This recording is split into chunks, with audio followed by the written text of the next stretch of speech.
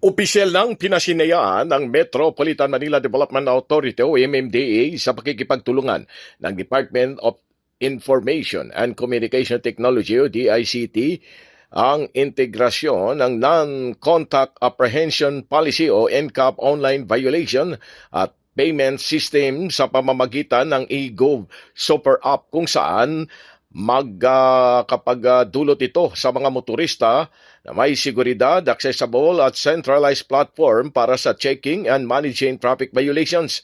Pinangunahan ang ceremonial launch ni MMDA Chairman Attorney Don Artes kasama sina DICT Secretary Henry Aguda, DICT Undersecretary for E-Governmental David Almerol Jr., Assistant Secretary Maria Victoria Castro at representative mula sa Private Transport Network Vehicle Service o TNVS.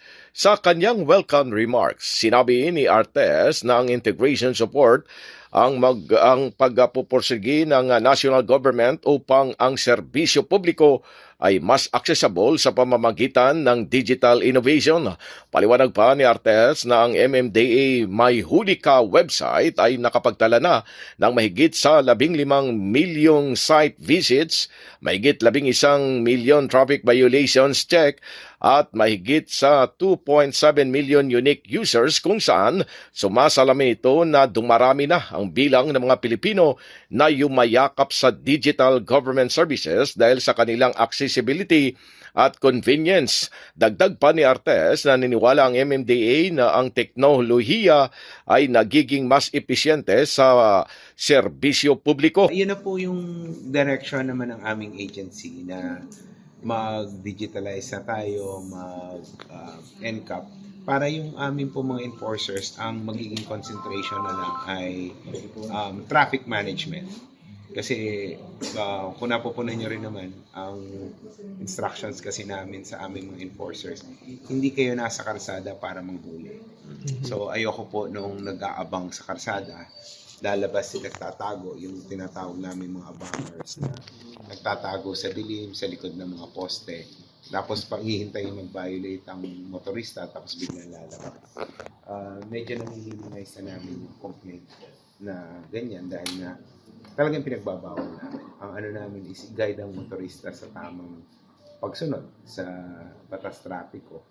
Sa panig naman ni Aguda, sinabi nito na ang naturang inisyatiba ay nakaangkla sa bisyon ni Pangulong Ferdinand R. Marcos Jr. na tiyakin na walang mga Pilipino ang maiiwan sa digital transformation ng bansa. Nagpapasalamat din si Aguda sa MMDA sa pakikipagtulungan nito sa pagsasabing ang pagpapasinaya ay isang panibagong importanteng hakbang patungo sa pagpapalakas ng government's digital transformation efforts. Samantala, ipinunto naman ni Almerol Jr. na nadagdagan ang bansa sa pag-adaptation ng digital government platforms.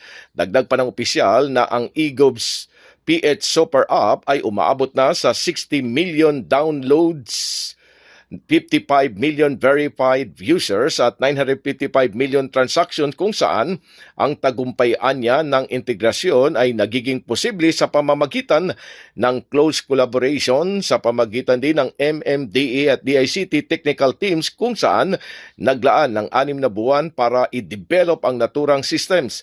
Tiniyak din ng opisyal sa publiko na lahat ng mga transaksyon na ginawa sa pamamagitan ng eGov PH Super App ay protektado 24/7 cybersecurity monitoring with encrypted data transmission upang maprotektahan ang mga gumagamit sa personal information at tiyaking sumusunod sa data privacy standards.